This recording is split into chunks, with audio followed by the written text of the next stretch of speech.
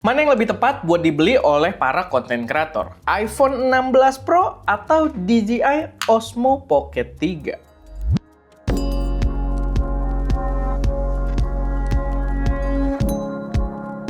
Halo semuanya, selamat datang di channel SM Media dengan gue Erwin. Dan pada video kali ini gue pengen bahas tentang perbandingan antara DJI Osmo Pocket 3 dan juga iPhone 16 Pro. Apalagi iPhone 16 ini serinya bakal mulai legal ya per 11 April kalau nggak salah. Jadi kalian udah bisa beli dengan legal di Indonesia. Dan mungkin ini bakal jadi pertanyaan banyak orang juga, karena di sebelum-sebelumnya itu banyak juga yang suka komen di ST Media minta perbandingan antara iPhone dengan Osmo Pocket 3 gitu ya. Tapi iPhone-nya ini biasanya bisa iPhone 15 Pro atau 16 Pro gitu ya. Tapi di video kali ini gue akan coba untuk spesifik ke 16 Pro. Ya diharapkan video ini bisa jadi bahan pertimbangan kalian juga untuk menentukan mana yang kira-kira lebih tepat buat kalian. Tapi sebelum masuk ke pembahasannya, gue pengen ngingetin dulu kalau kita ada preset creature. Kalau kalian pengen foto-foto jalan-jalan kalian terlihat lebih epic. Sama buat para pengguna iPhone 15 Pro atau 16 Pro yang udah bisa shoot pakai Apple Lock, kita juga ada LUT profesional yang bisa bikin warna dari iPhone kalian terlihat kayak pakai kamera mirrorless. So kalau kalian udah kepo, langsung aja cek link yang ada di deskripsi. Oke, balik lagi ke pembahasannya sendiri. Gue mungkin harus kasih tahu ke kalian, gue sebenarnya secara pribadi itu memang sangat terpukau dengan kemampuan video dari sebuah iPhone. Terutama sebenarnya dari iPhone 15 Pro ya. Jadi 15 Pro, 16 Pro gitu, atau yang seri Pro Max juga sama, yang bisa shoot Apple Lock, karena hasil yang diberikan itu bisa seprofesional itu. Kalau kalian udah ngikutin ST Media lumayan lama, ya pasti tahu ada momentum yang gue tuh bener-bener into iPhone video banget. Karena emang semantep itu, yang nanti kita juga bakal jelasin di sini. Tapi di satu sisi, Osmo Pocket 3 itu adalah kamera pocket atau kamera compact yang paling recommended dari gue untuk para content creator. Jadi banyak yang suka jadi pertanyaan, kira-kira mendingan beli yang mana?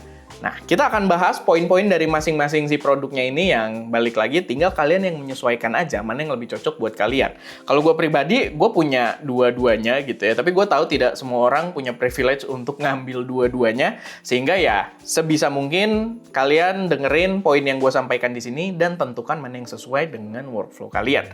Pertama, kita bahas dari yang iPhone-nya dulu. iPhone ini juga mantap. Jadi, poin yang lumayan kuat dari iPhone ini untuk pembuatan video untuk para content creator adalah format videonya sendiri yang dibawa itu benar-benar komplit. Bahkan sebenarnya nggak cuma untuk content creator yang shoot and go aja gitu ya, yang seinstan mungkin, yang pengennya cepet-cepet doang. Tapi buat kalian yang kayak gua, yang lumayan tertarik untuk ngulik spek, ngulik format-format, nyobain masukin ke software editing seperti apa, nyobain color grading, ini juga sangat mencukupi karena dia gila banget bawa formatnya gitu. Pertama, kalian bisa pakai H265 yang udah support 10-bit 422 juga, tapi di satu sisi kalian juga dapat format yang sangat profesional yang disebut dengan ProRes. ProRes ini emang formatnya Apple, tapi sebelumnya itu hanya dibawa di lini kamera cinema.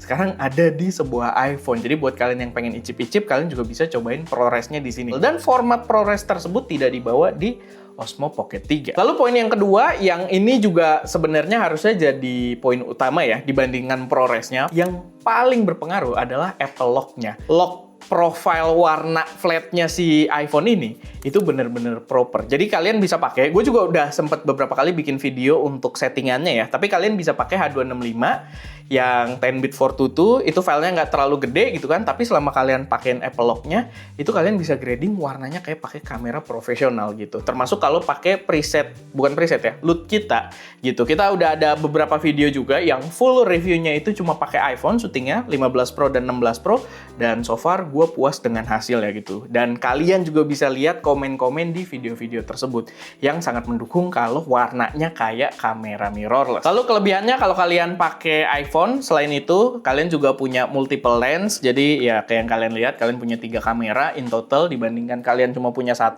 kalau di Pocket 3. Walaupun memang tetap yang paling bagus adalah main kameranya aja ya. Tapi kalian punya flexibility dengan ultra wide-nya, dengan telenya gitu kan. Cuman kalau kalian mencari kualitas sebagus mungkin, ya paling bagus adalah di main kameranya aja. Lalu selain itu kalian juga preview gambarnya enak banget kalau di iPhone, karena kalian dapat layar ukuran besar dengan ketajaman maksimal gitu dibandingkan si Pocket ini. Walaupun Pocket ini lumayan breakthrough ya, karena dia pakai sistem yang layarnya itu bisa bahkan ukurannya ngelebihin bodinya sendiri, tapi ya tetap gedean kalau pakai iPhone gitu. Jadi kalian ngeliat tuh bener-bener nyaman banget. Apalagi sebuah smartphone kan, sebuah iPhone itu emang udah di set yang kita bisa pakai di berbagai kondisi, bahkan di kondisi terang sekalipun. Sama kalau kalian yang pengen banget ngulik gitu, yang doyan banget ngulik dan kalian pengen memaksimalkan kemampuan iPhone-nya, ada juga sebuah aksesoris yang gue tuh selalu pakai yang membuat kapabilitas si iPhone ini juga jadi bisa lebih maksimal lagi. Gue biasa pakai Snapsys Reload yang itu bisa dipakein SD card gitu ya. Jadi gue punya banyak SD card juga karena gue user kamera di sini, bisa dipakein SD card, sama tetap ada port USB-C lagi untuk dipasangkan sebuah mikrofon eksternal. Dan menurut gue itu jadi gebrakan banget, sehingga itu yang memungkinkan kita buat bikin beberapa video-video review kita itu bisa full pakai iPhone doang. Lalu gue juga sempat jelasin kalau misalkan kalian pakai iPhone, salah satu kelebihannya lagi kalian bisa sambil monitoring audionya. Jadi kalian bayangin seprofesional apa kalian nge-record hostnya pakai mic, suaranya ditangkap dari mic wireless, tapi kalian yang nge-record itu ngedenger suaranya langsung monitoring pakai sebuah earphone atau pakai sebuah AirPods.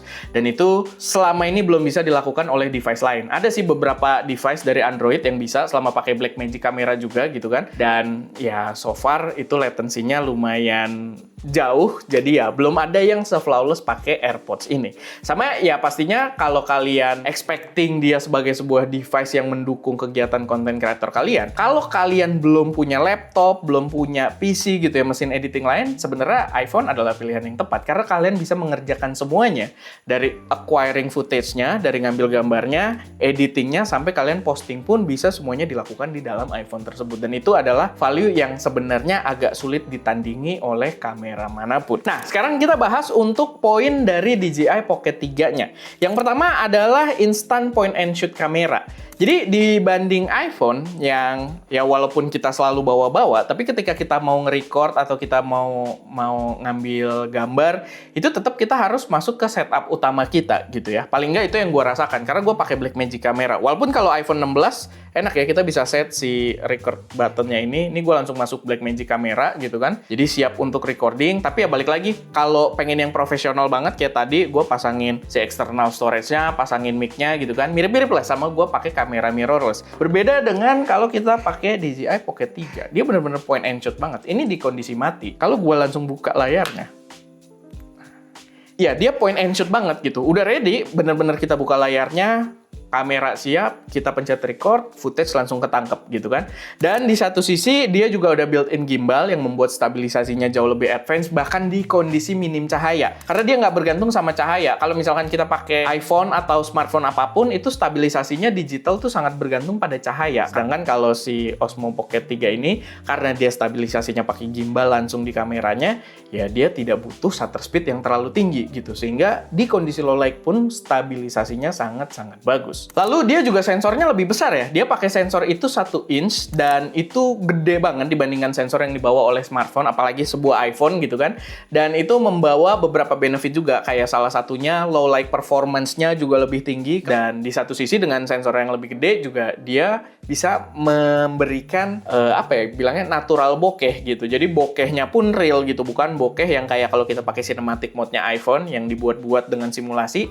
Di sini bokehnya real gitu karena efek dari sensornya yang lebih besar. Tapi kalau ngomongin kualitas gambar sebenarnya agak paradoks juga sih, karena walaupun dia membawa sensor yang lebih besar, cuman dari segi format video yang dibawa itu bahkan lebih profesional si iPhone sebenarnya. Karena tadi format ProRes di Pocket 3 ini dia nggak bawa, dia ada H265, H264, sedangkan si iPhone sendiri itu bisa bawa H265 dan juga ProRes gitu kan. Jadi dari segi format lebih advance dia. Lalu kalau dari segi lock profile, dia juga bawa lock profile sebenarnya dan proper karena bisa 10-bit juga. Tapi yang gua rasain paling nggak di Pocket 3 ini, di locknya dia itu lebih jelek dibandingkan Apple Lock yang dibawa iPhone gitu. Jadi lebih bisa menghasilkan gambar yang kayak mirrorless itu malah di iPhone-nya gitu. Tapi bukan berarti gambarnya jelek ya, karena yang gua rasakan ketika gua pakai di locknya, lalu gua tiban pakai LUTs untuk di lock tuh Rec 709 gitu-gitu, hasilnya kayak mode standarnya dia gitu. Sehingga ya ini agak paradoks gitu, walaupun ya tadi sensor lebih gede, tapi format video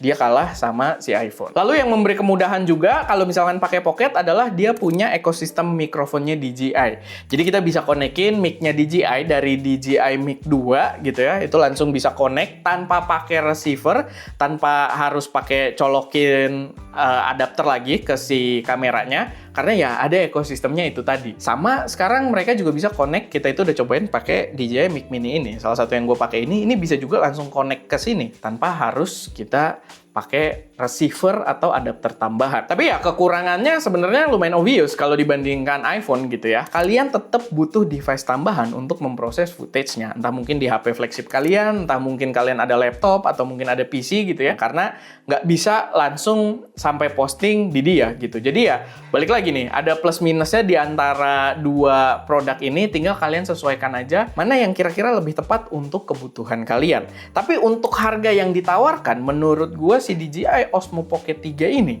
itu tetap worth it sih buat dipertimbangin gitu dengan apa yang diberikan gitu ya dari segi kemudahan, kualitas dan juga kecepatan kita dalam mengambil konten. Menurut gua dia tetap sangat-sangat worth it dan itu terlihat juga gitu kalau kita lihat dari marketplace ya dia masih lumayan susah buat dicari gitu, masih kadang harus ngantri PO, kadang harus kejar-kejaran atau kadang harus beli yang harganya jadi agak lebih tinggi dari harga officialnya gitu. Jadi ya menurut gua dia juga tetap punya value yang sangat baik, tinggal kalian yang sesuaikan aja mana yang lebih cocok buat kalian bikin konten. Dan ya, itu dia sedikit pembahasan gua seputar iPhone 16 Pro atau DJI Osmo Pocket 3.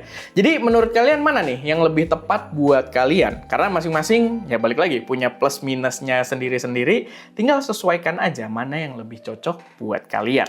Karena ada yang lebih cocok dengan Pocket 3, ada yang lebih cocok dengan iPhone langsung, tapi disesuaikan juga dengan kondisi konten kalian sendiri. Kalian udah punya PC atau belum, dan lain sebagainya gitu ya. Jadi ya, balik lagi, yang terbaik yang mana kalian yang menentukan. Semoga poin dari gue udah cukup membantu. Gue Erwin, di belakang kamera Adaska, dan jangan lupa untuk berkarya.